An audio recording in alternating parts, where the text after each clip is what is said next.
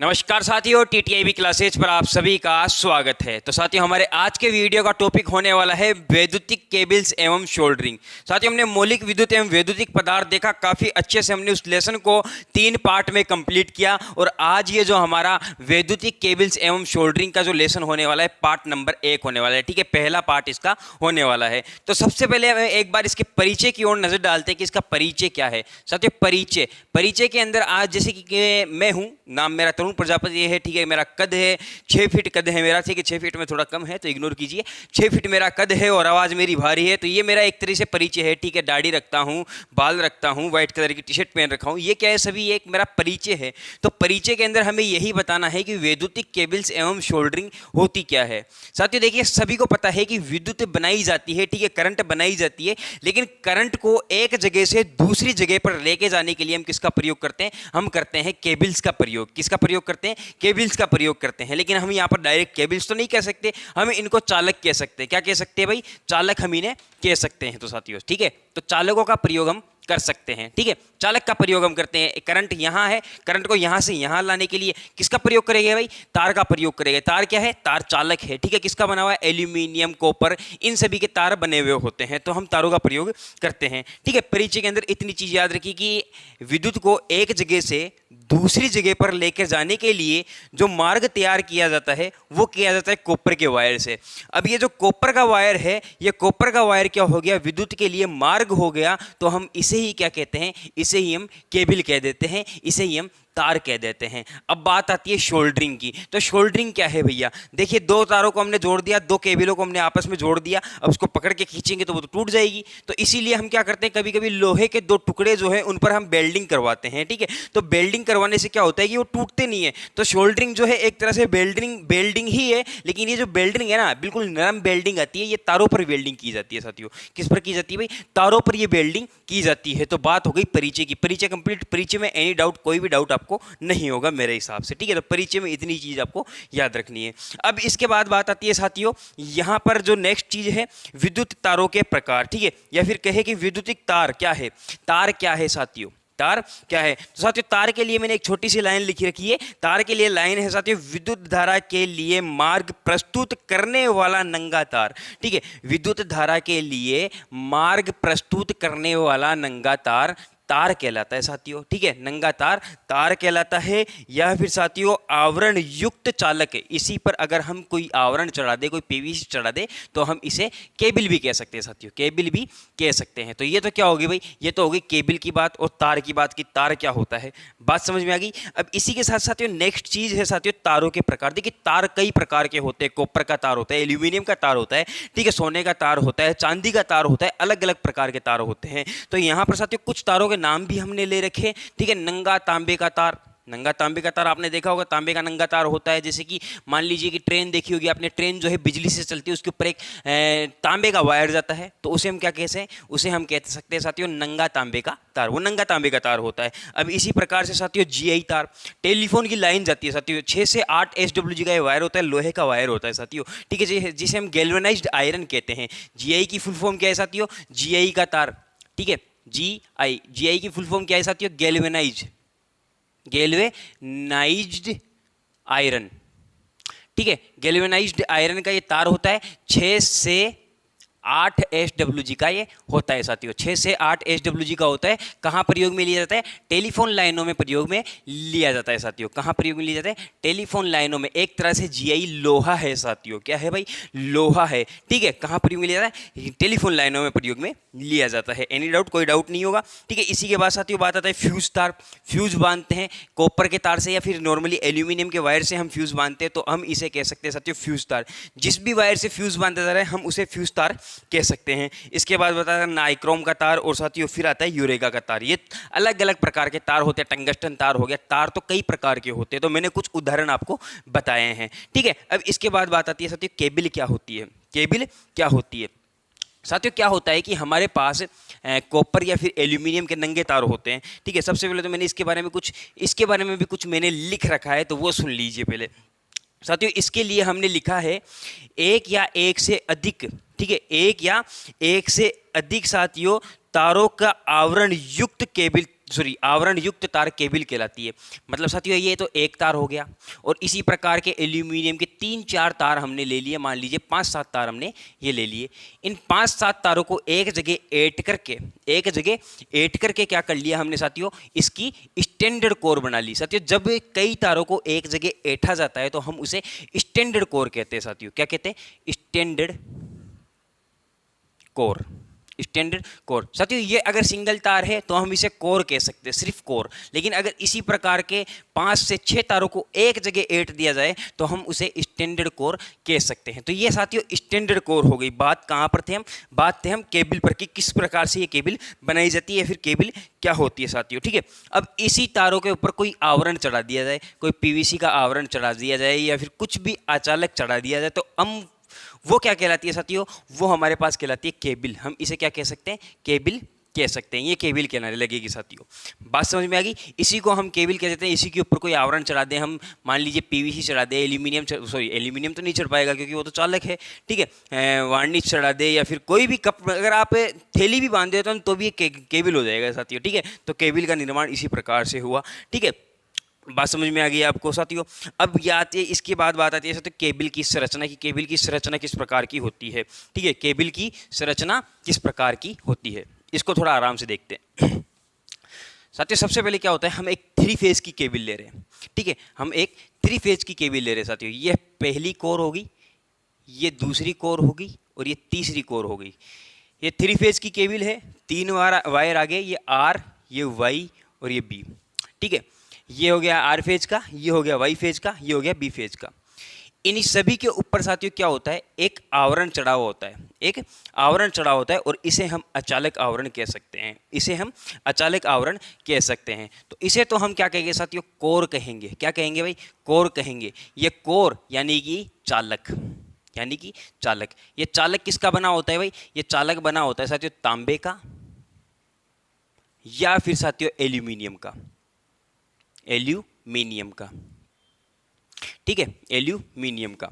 अब साथियों यहाँ पर ये जो है ना, बिल्कुल सिंगल तार नहीं होता, ये एक स्टैंडर्ड कोर होती है। मतलब कई तारों को ऐड करके ये बनाई जाती है। ये होगी स्टैंडर्ड कोर। और इस प्रकार से साथियों इसके ऊपर ये अचालक आवरण चढ़ा दिया जाता है। इसके ऊपर ये अचालक आवरण चढ़ा दिया जाता है साथियों। इसे हम क्या कहते हैं? इसे हम कहते हैं अचालक आवरण।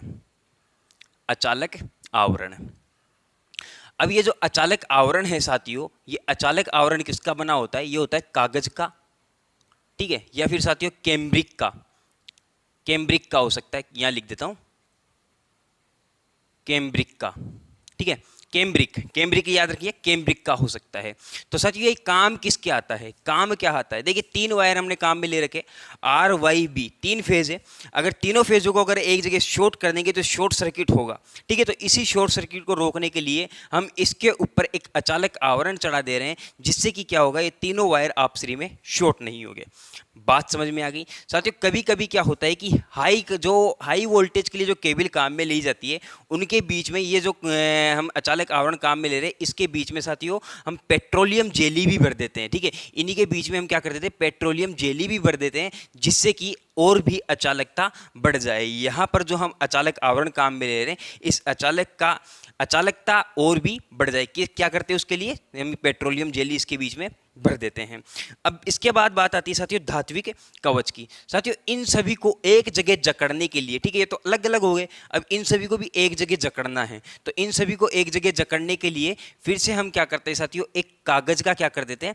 कागज का, और इसके ऊपर एक परत चढ़ा देते हैं इन सभी को। मतलब यही चीज है। ठीक है, ये जो अचालक आवरण जिस धातु का बनाया जा रहा है, कागज का या फिर कैम्ब्रिक का, बस फर्क इतना है, ये एक थोड़ा मोटे कागज का होता है। मोटे कागज का। और ये साथियों बना किसका होता है? मोटे कागज का बना होता है। मोटे कागज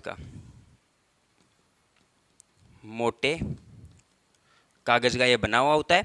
और साथियों इसी के साथ यहां पर ये जो इसको नाम दिया गया, इसको नाम दे दिया गया साथियों धात्विक कवच। ये क्या है साथियों? धात्विक कवच है।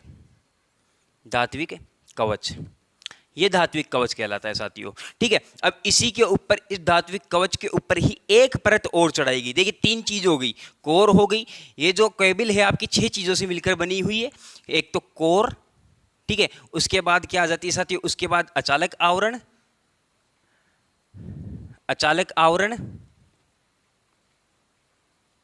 फिर आता है धात्विक कवच,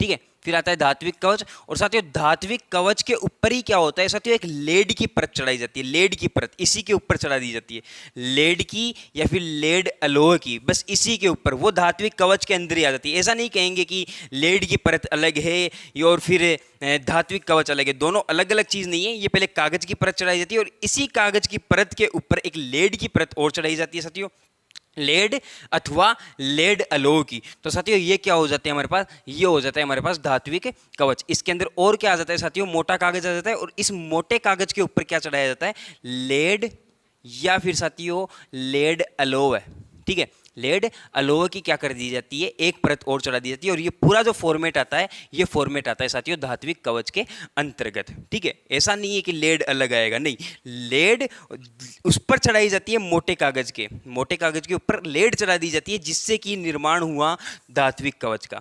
अब ये धात्विक कवच क्या काम करता है साथियों, यहाँ पर ये जो अचालक आवरण हमने चढ़ाया है इसकी रक्षा करता है। और अंदर ये लेड क्या करती है साथियों, लेड की परत क्या करती है, इसके अंदर यहाँ पर केबल के अंदर साथियों नमी को जाने से रोकती है। क्या करती है भाई, नमी को जाने से रोकती है, नमी को जाने से रोकती है।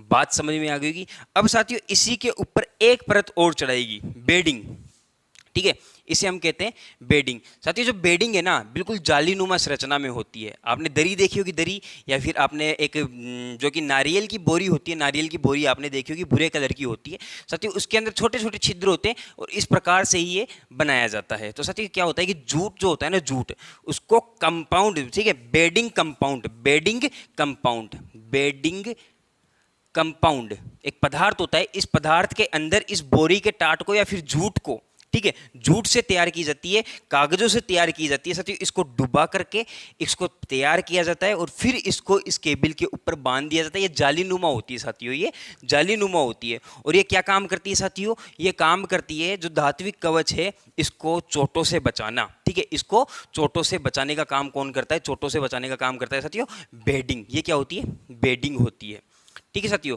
बेडिंग आ गई। अब इसके बाद साथियों बात आती है आर्मरिंग की, आर्मरिंग, ठीक है। अब इसके बाद बात आती है आर्मरिंग। आर्मरिंग किसके ऊपर की जाती है, आर्मरिंग की जाती है बेडिंग पर। किस पर की जाती है, बेडिंग पर की जाती है साथियों। आर्मरिंग जो होती है ना, आर्मरिंग कोई जाली नहीं होती, ठीक है, आर्मरिंग जो होती है तार होते हैं। आपने देखा होगा केबल को खोलते हैं तो तार ही तार निकल आते हैं, ठीक है, स्टील के तार निकल आते हैं। तो साथियों स्टील के तार यहाँ पर लगा दिए जाते हैं, चारों तरफ, इसके चारों तरफ स्टील के तार पाए जाते हैं। ये स्टील के तार क्या करते हैं साथियों, आर्मरिंग का क्या काम है, ये हमारे पास आर्मरिंग हो गई, ठीक है। इस आर्मरिंग का क्या काम है साथियों, आर्मरिंग का काम है जो भी इसके ऊपर चोट लग रही है केबल को चोट से बचाना, केबल को चोटों से बचाना। किसका काम है भाई, आर्मरिंग का काम है साथियों, ठीक है, किसका काम है, आर्मरिंग का काम है। बात समझ में आ गई, आर्मरिंग। अब साथियों यहां पर अगर इन तारों को अगर नहीं बांधे ना तो ये तो बिखर जाएंगे, तार बिखर जाएंगे। तो इन तारों को एक जगह बांधा जाता है, इन तारों को साथियों एक जगह बांध दिया जाता है। इसके ऊपर भी एक चीज और लगा दी जाती है जिसे हम सर्विंग कहते हैं, ठीक है, सर्विंग कहते हैं साथियों। किसे कहते हैं, सर्विंग कहते हैं साथियों। सर्विंग जो है ना एक फाइबर युक्त पदार्थ होता है जो कि दिखने में पीवीसी के भांति होता है, ठीक है, दिखने में पीवीसी के भांति होता है। जैसे कि कोई केबल है, आपको मैं बताऊं साथियों, ये बिल्कुल, ये देखिए, ये जो है हमारे पास एक माइक की केबल है। अब इसके ऊपर जो पीवीसी लगा हुआ है साथियों, इस पीवीसी की बात ही क्या होता है साथियों, सर्विंग होती है। सर्विंग किससे बनाई जाती है, फाइबर युक्त पदार्थ की बनाई जाती है, ठीक है।